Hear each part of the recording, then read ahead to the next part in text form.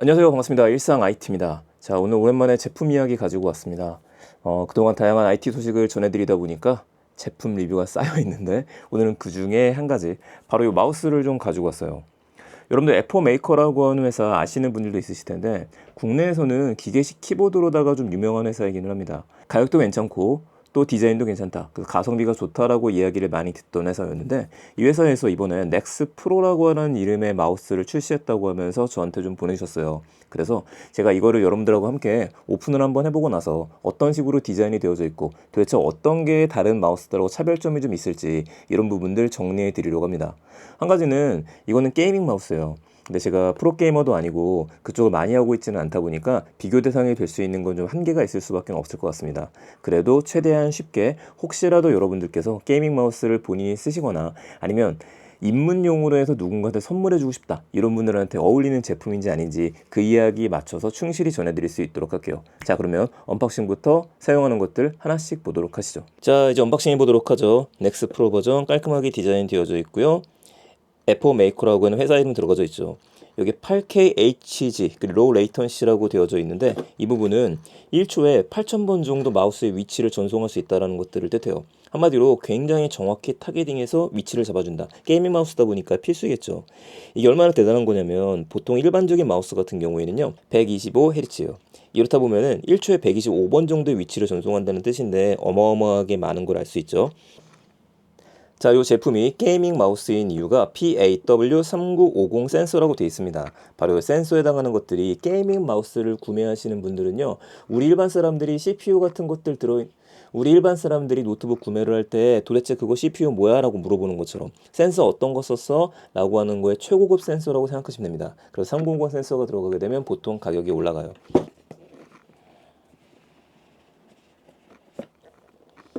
자, 케이스 열었었을 때 마우스 잘 밀봉되어 있고요. 굉장히 가볍습니다. 이렇게 되면 이거는 매뉴얼이겠죠? 이게 충전독입니다. 보통 이렇게 충전독이 들어가게 되면 마우스가 비싸져요. 근데 이 비싼 충전독을 잘 넣어줬고요. 보다시피 이쪽에 USB-C 충전하는 거 되어져 있고 깔끔하게 마감 잘 뽑았습니다. 가볍네요, 역시. 연결할 수 있는 케이블이고 이런 식으로 해서 재질감이 있는 것들은 쉽게 망가지지 않아서 좋죠. 매뉴얼은 지금 친절하게 국내 판매를 하고 있기 때문에 한글로도 되어 있습니다. 한글 매뉴얼이 있는 거 반갑네요. 자, 이게 뭐지? 라고 하시는 분도 있으실 텐데 보통 이제 미끄럼 방지나 이런 것들을 위해서 따로 구매를 하시기도 합니다. 여러분들 중에서 로지텍 마우스 같은 거 쓰시는 분들은요, 그 오래되면은 옆에가 낡고 지저분하고 이런 것들 때문에 쓰시는 분들도 있고 미끄럼 방지를 위해 쓰시는 분들도 있으신데 이렇게 파츠 2개 정도를 주니까 원하는 대로 이제 마우스 봐야죠. 마우스 이렇게 생겼습니다. 오른손잡이기 때문에 약간 이제 파지하기 좋게 되어져 있고요. 그리고 메탈처럼 보이기는 하지만 이건 메탈은 아닙니다. 플라스틱 기준으로 되어 있어서 굉장히 가벼워요. 에포메이커라고 하는 부분 여기 써 있고요. 제가 평소에 들고 다니는 로지텍 마우스하고 비교했었을 때 이 정도 크기 차이입니다. 이 샌드 에어니어 같은 경우에는 잡기는 편하기는 한데 사실 작아가지고 업무를 할 땐 덮듯이 써야 됩니다. 이거 같은 경우는 여러분들 이런 식으로 해서 쓰면 되겠죠. USB-C 직결할 수 있는 포트 이쪽에 들어가져 있고요. 왼쪽에 버튼 2개 있습니다. 이 버튼 2개 같은 경우에 원하는 대로 커스터마이징을 할 수가 있게 되어져 있고 가운데 휠, 왼쪽 오른쪽 너무 문제 없네요. 자, 이쪽 보시게 되면은 우리 연결할 수 있는 방법이 세 가지예요. 블루투스가 있고 USB 직결할 수가 있고 2.4 동글. 이제 클릭 소리 들어보도록 하겠습니다. 크게 들어볼게요. 마우스 이 정도 소리.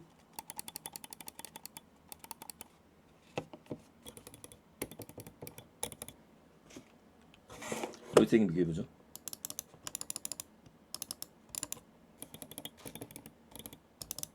이제 무게 안 볼 수 없겠죠. 자, 굉장히 가볍다 그랬었는데 무게 한번 측정해 보도록 하겠습니다.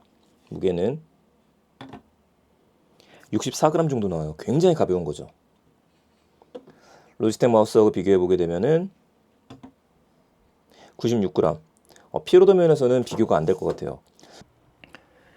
자, 지금은 제 서피스 노트북에 연결한 상태이고요. 말씀드렸던 것처럼 이 무선 충전 거치대이자 얘가 동굴 역할을 하게 되는데 꽂게 되니까 역시 게이밍 마우스구나, 화려하게 불빛 들어오는 거 볼 수 있습니다. 이 앞부분에는 여기를 살짝 터치하시게 되면은 색을 바꾸실 수도 있습니다. 자, 놓은 상태로 이제 마우스를 이 부분 있죠, 여기에 있는 단자를 올리시면 돼요. 여기다가 착 결합, 이 단자를 꽂는 거죠. 이렇게 되면 충전하고 있는 상태로 됩니다. 평소 사용하지 않을 때는 마우스 굴러다니게 하지 않고 딱 고정된 자리에 두시면 좋을 것 같고요. 네, 지금 마우스를 연결한 상태이고요. 보다시피 컨트롤 허브 애플메이커라고 하는 사이트에 들어가게 되면은 여러분들이 귀찮게 프로그램 설치할 필요 없이 여기에서 마우스를 바로 연결을 해가지고 테스트 해볼 수 있도록 만들어 놨습니다. DPI 조절이라든지 응답 속도 조절, 그리고 LOD, 키 응답 시간 구성, 이런 것들 다 할 수 있게 되어져 있는 거죠. 상당히 깔끔하게 잘 해놨어요. 매핑이 가능하다는 게 이런 부분입니다. 왼쪽 버튼이 있고 오른쪽 버튼이 있고 중간 버튼 앞 뒤로 다 설정할 수 있죠. 앞이랑 뒤로 되어져 있고요. 얘를 누르게 되면은 여러분들이 버튼을 할당을 하는 거예요. 자, 이 부분 할당을 해서 응답 속도 전환이라든지 왼쪽, 오른쪽, 중간 앞, 사용 안 앞 다 지정을 해줄 수 있게 만들어 놨습니다. 설정 메뉴 한번 가보게 되면요, DPI 설정이라고 하는 메뉴가 나옵니다. DPI가 뭐지 하시는 분들도 있으실 텐데, DPI에 대한 얘기는 이걸 올리면 올릴수록 더 빠르게 반응한다고 생각하시면 돼요. 그러니까 커서 이동하는 거거든요. 지금 800으로 해놨습니다. 800으로 되었을 땐 이 정도로 해서 움직이게 되는데, 이걸 만약에 1600으로 올려주게 되면 더 빠르게 움직이는 거죠. 3200, 8000, 이 정도가 지금 마우스가 거의 뭐 움직이는 게 안 보일 정도로 빨라졌고, 4200까지 가게 되면은 이때부터는 좀 CPU를 타긴 지금 마우스가 감도가 너무 올라갔죠. 보통 42000까지 가능하긴 하지만 굳이 저기까지 하진 않는다. 일반적인 경우에는 3호는 한 800 정도가 제일 적당하다고 보시면 될 것 같고요. 그리고 여러분들께서 이제 게임을 한다 이럴 때는 1600까지는 올리셔도 괜찮습니다. 근데 3200 같은 경우에는 이때부터는 이 4K 이상의 모니터라든지 이쪽이 받침된 이쪽을 가지고 계실 경우에는 괜찮으실 것 같고요. 일반적인 수준에서는 1600 정도로 놓고 사용을 할게요. 자, 응답 속도가 되어져 있죠. 125부터 시작해가지고 8000까지 최대 올릴 수 있다고 되어져 있는데, 사실상 이야기를 드리게 되면은 이건 가능하다는 거지 굳이 여기까지는 안 올리셔도 돼요. 만약 여러분들께서 8000까지 올린다? 이 8정도까지 올리게 되면 올리는 거 좋기는 한데 시스템에 과부하도 많이 걸리고, 그래서 이것도 1000 정도로 놓게 되면 충분합니다. 이게 실제로 반응을 하는지 속도를 보여주는 사이트인데, 스타트 테스트라고 되어져 있죠. 자, 반응 속도 봐볼게요. 누르고 나서 마우스를 움직였을 경우에 쫙 움직입니다. 그럼 지금 815, 435 계속 왔다 가는 것들, 이 정도 속도가 나오는 것들이구나. 그렇죠. 커서 움직일 때마다 800까지는 뽑아주는 거 볼 수 있어요. 왜냐면 우리가 아까 전에 설정을 얼마로 했었죠? 설정을 1700까지는 해놨었거든요. 다시 보겠습니다. 1000까지는 해놨었거든요. 다시 들어가서 막 흔들면 1000까지는 바로 나오는구나. 그럼 좀 더 올려볼까요? 애플메이커에서 얘를 갖다가 만약에 우리가 2000 올렸다. 응답 속도에 대한 것들 올리게 되면은 당연히 응답 속도가 더 빠르게 반응하는 것들, 이 거짓말이 아니구나, 제대로 돌아가는 거구나 라고 확인할 수 있겠습니다. 애플메이커의 마우스 생각보다 괜찮은 마우스인 것 같습니다. 자, 그럼 총평을 한번 해볼게요. 이거를 여러분들께서 비용을 지불해서 할 만한 가치가 있느냐 라고 했었을 때 저는 괜찮은 것 같습니다. 왜냐면 잠깐 가격 비교해 드리게 되면은 이 마우스라고 하는 것 자체가 많이 비싸요. 애플메이커가 아니더라도. 특히 게임 마우스로 가면은 갈수록 가성비를 따지시는 분들이 있으시기는 하지만 마우스 자체가 비쌉니다.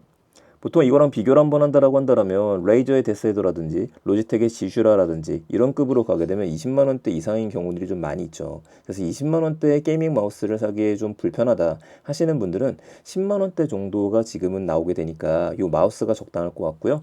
또 이 마우스 같은 경우에도 알리익스프레스라든지 이런 사이트에서 또 할인을 가끔 하고 있기도 합니다. 그쪽 통해서 구매하시게 된다면은 10만 원 언더로다가 구매할 수 있는 제품이라서 그러면 꽤 포인트가 좋지 않을까 싶네요.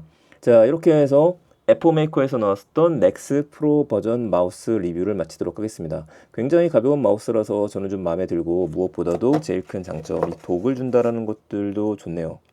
물론 가격 면에서는 좀 고민하실 만한 것들이 있을 수 있을 것 같아요. 과연 이게 저렴한 것들이냐?